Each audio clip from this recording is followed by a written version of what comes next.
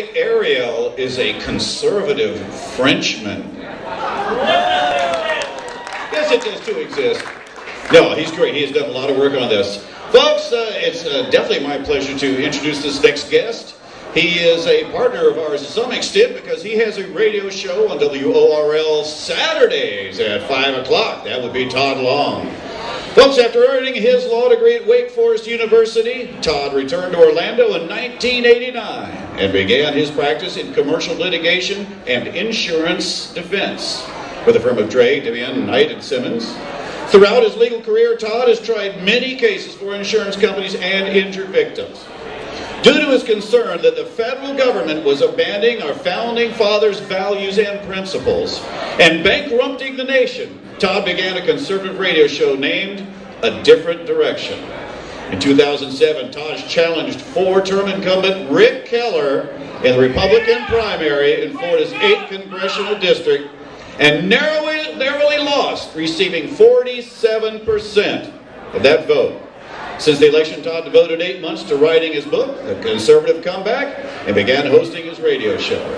By 2009, Todd was inspired to make a difference for his country, and again, threw his name into the hat for Florida's 8th Congressional District. After leading in the majority of straw polls, he came in a close second in the Republican primary to former state senator Daniel Webster.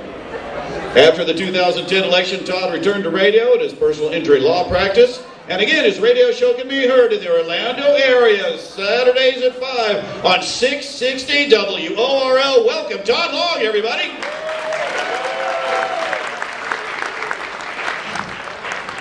You know, it's great. It's great to be here with you guys, to see all my fellow conservatives. And I was thinking that, from the very beginning of the country, our founding fathers were the world's very first conservatives, understood how governments were a necessary evil and to be feared. And at the time, Thomas Jefferson had a quote, and I just love this quote, and I wish that every American citizen would remember this quote. It goes like this. He said, he looked at the country and looked at what they'd given us, and he said, I predict future happiness for all Americans if they could do one thing. That's prevent the government from wasting the labors of the people under the pretense of taking care of them. And that's exactly what goes on in the nation today, where we have a $16 trillion national debt. And if you saw some of the stories recently about those solar panels, you'll know exactly what I'm talking about. And but I'm here representing the Fair Tax Patriots PAC. It's a PAC that when I was running for Congress, I was supporting the fair tax. The fair tax movement's growing and growing and growing around the country. A lot of us in here in the United States have said, hey, the 70,000-page tax code isn't working for us anymore, and it's time for a dramatic change. And we formed the first PAC in the country, and I want to talk to you a little bit about that. But I want to talk to you a bit about the tax code right now. Right now we have a fundamental decision as conservatives in this country to make. Do we want a 70,000-page tax code and start tampering around the edges with it? You hear a lot of people in the Republican presidential primary right now saying, well, if we just kind of lower corporate tax rates a little bit, if we just lower capital gains tax rates a lot, we can start being competitive, we'll start ending this unemployment crisis. And I want you to think about that for a second. Do we need a 68,000-page tax code instead of a 70,000-page tax code? One of the things that President Reagan said when he was president and looking at the tax code, he said this, and I think he's exactly right. He looked at it and said, our federal tax system is, in short, utterly impossible, utterly unjust, completely counterproductive. It reeks with injustice, is fundamentally un-American. It has earned a rebellion, it's time to rebel. And that's what the fair tax fans are doing all throughout this country, rebelling against our tax code. Because this country is not going to be able to create the wealth, not going to be able to compete against China and some of these other nations with their current tax code. And that's just a fact. And the beautiful thing about the fair tax, it does several things for all of us. One is it's very American that we should all be treated the same, don't you think? Blue, black, white, brown, red, we should all be treated the same by our federal government. That's a very American concept. Another concept is if you're going to be here illegally, maybe you should at least contribute into the tax revenues in this country. Right now, you have people saying, well, we should flatten out the tax code or go to flat tax or some tax reform. Well, I can tell you one thing. Everything except the fair tax will ensure that illegal immigrants don't pay anything into your tax code, and the underground economy does not pay into your tax code. The fair tax is the only thing that solves that problem by having a national sales tax where all of us are treated the same. And the other thing the fair tax does that no other tax plan does, and it's something that every conservative and every Republican needs to think about where you stand today. Do we want to have a nation that penalizes people for hiring people and penalizes people for creating wealth? I don't think we do.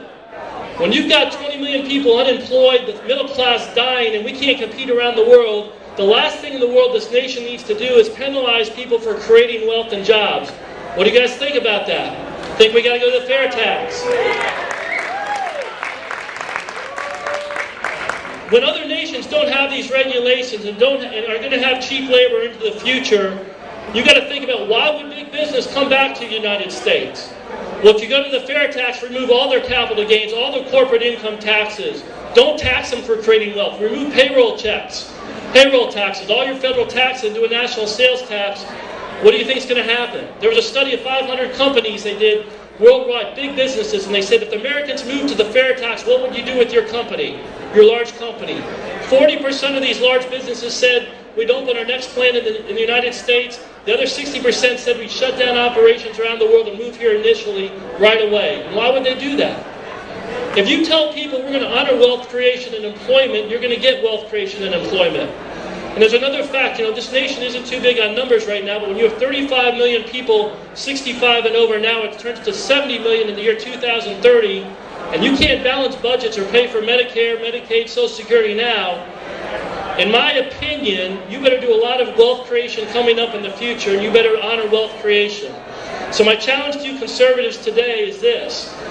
If we're all for a million different tax code plans, you're probably not going to get dramatic change. You have to make a fundamental decision in your heart, whether you're for the fair tax or if you're going to take the position, no, I still want to have a 60,000-page tax code. I want to employ the IRS. I want to have U.S. companies around the United States figuring out, instead of making the best products and services in the world, I want them spending a month or two of their time figuring out how to maneuver around the tax code or take their money offshore in other countries. Why we have $12 or $13 trillion sitting offshore out of the economy to avoid the tax code is insanity to me. And the fair tax movement, it doesn't just strike conservatives' heart, but it strikes people that are poor, middle class, that would like to take home their entire paycheck. This isn't a partisan issue. This is an issue of common sense.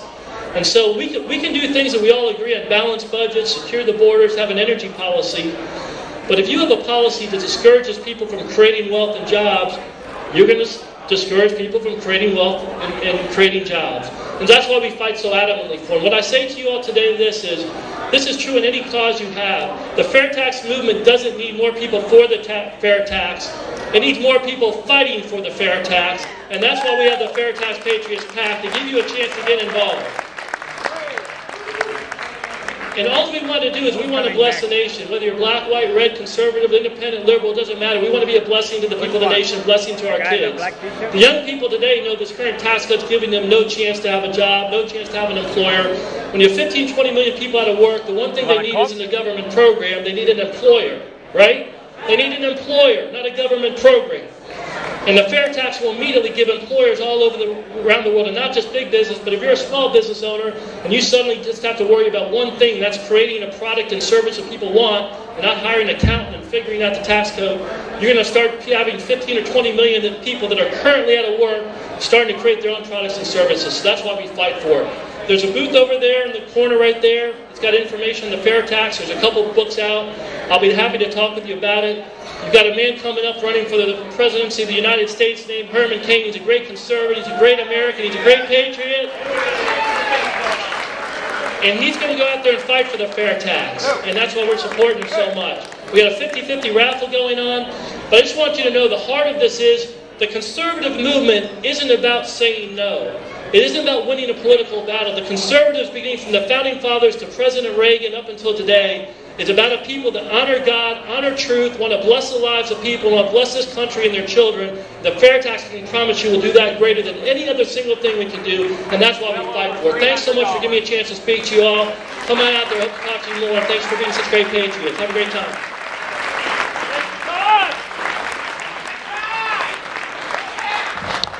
Thank you, Todd Long. Give a big